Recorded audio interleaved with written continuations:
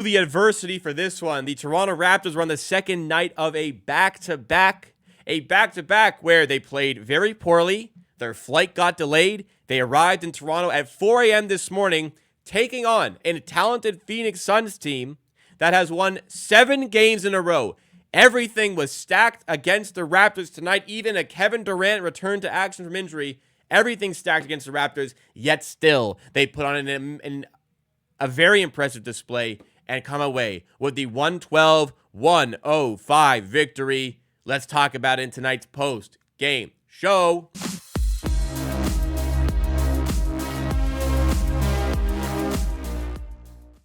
All right, guys, smash that like button if you're hyped for a big Raptors win, an important Raptors win. Did not want to fall to 3 games below 500. Instead, we're 1 game below 9-10 on the season. A necessary win with a difficult schedule on the way for the Raptors against a difficult opponent, as I mentioned. This was a real test of our reserve, a real test of our character, how we would bounce back after 2 poor performances, one against the Nets, one against the Cavaliers. And did we rise up to the occasion or what? Both ends of the floor had it going, resulting in the home win here over this Phoenix Suns team. We got to talk about Scotty Barnes. I mean, Scotty Barnes is the person that was in the title for the stream today. Scotty Barnes in the title for the post-game show. He is a fourth quarter player and tremendous. Scotty Barnes with 12 fourth quarter points in this one and really showed his aggression there. It's still baffling to me why it's only in the fourth quarter and not in the first 3 quarters. Like he was okay in the third, yes, but he had 4 points at halftime, and he showcased in the fourth.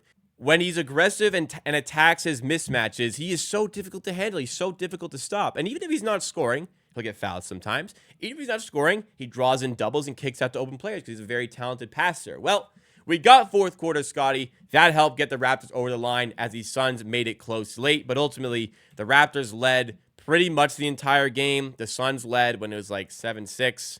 They led again when it was like 72-70. But other than that, the Raptors had the advantage. And the reason for that, largely down to the defense that they displayed here. Kevin Durant, yeah, 30 points, sure. Goes 11 for 30 from the field. It's so nice to have a player like OG Anunoby to put on KD, and you don't have to worry about doubling him. You can just let OG handle it. Devin Booker dealing with a bit of an injury today, but he goes 2 of 12 today. He goes 8, 5, and 5, minus 15 on the night, the worst plus-minus of the day.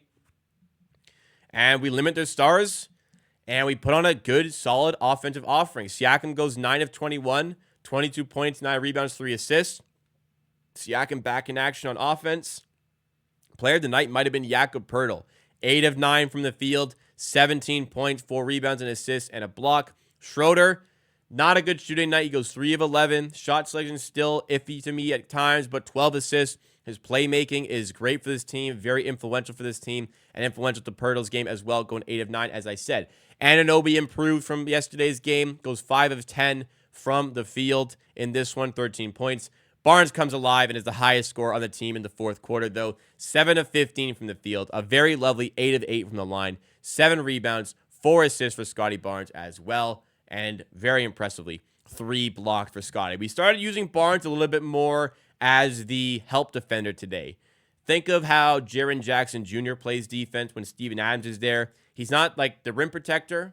He's not an on-ball defender, but he's the help defender, and he's tremendous at doing that. Think of the way Giannis plays defense. That's what you want from Scotty Barnes. You don't want Scotty Barnes in the 1v1 matchups against Darius Garland. You want him as a help defender. He swats shots away in that position, did so today.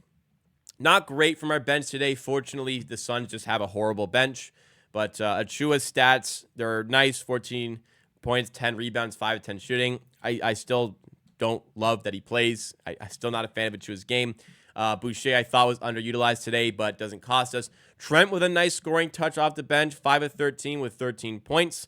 We'll definitely take that from Trent. 5 rebounds, 2 assists to go with it. Flynn, kind of back to normal for Flynn these days with his performances. So the offense was there. The defense was there today. What are the differences here that we saw against the Suns that we weren't able to see against the Nets, that we weren't able to see against the Cavs because the Raptors were so poor against the Cavaliers and against the Nets? Well, the matchup-wise, this one did favor the Raptors. Like, the Suns were clearly the favorites.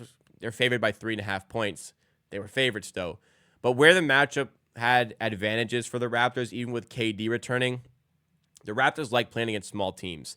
They like playing against teams that can't clog up the paint and really make it difficult to get to the rim.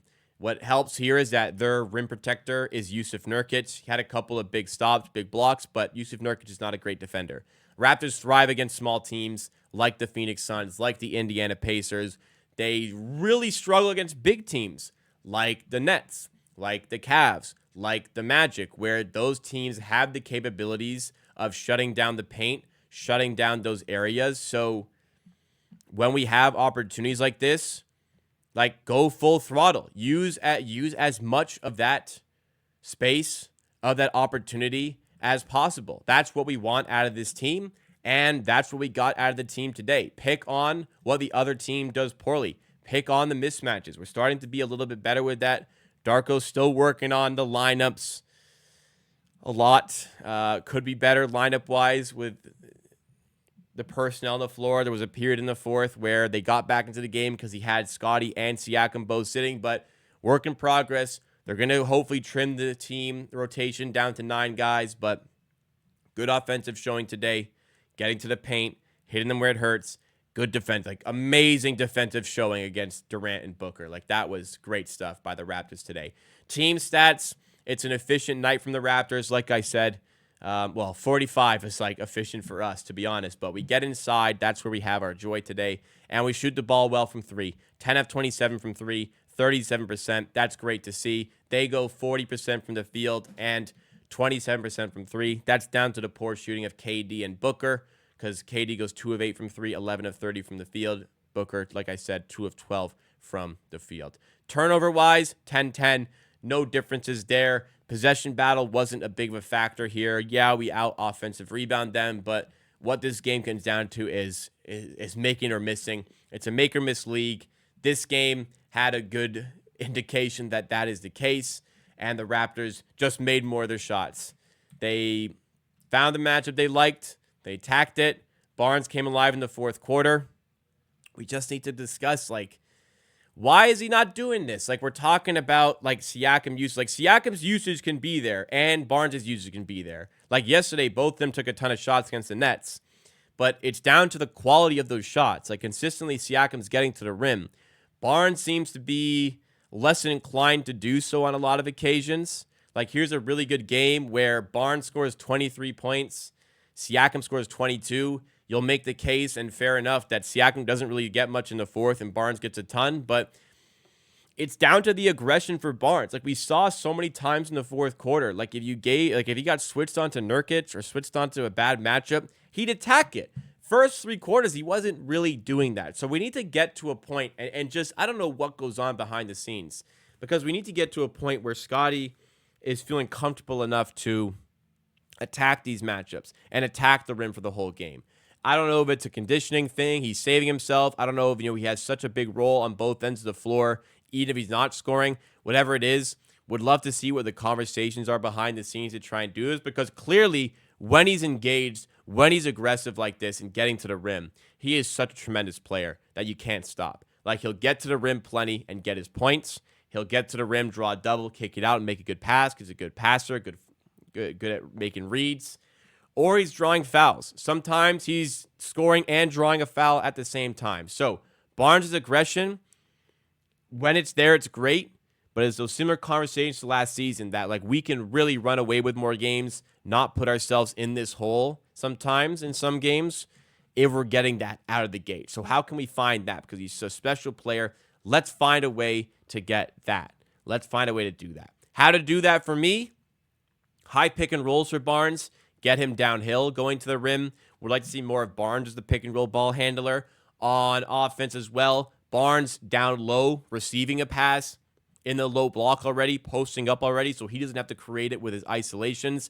Do a little bit more of that, and I think we're going to get even more out of Scotty Barnes, and I think we're going to get even more without hampering Pascal Siakam's game as well. They can play together. They can be successful together. Maybe it's not the perfect team for them to do so, but 2 good players are able to thrive. Today was a good example. Barnes, 23 points. Siakam, 22 points. Raptors win.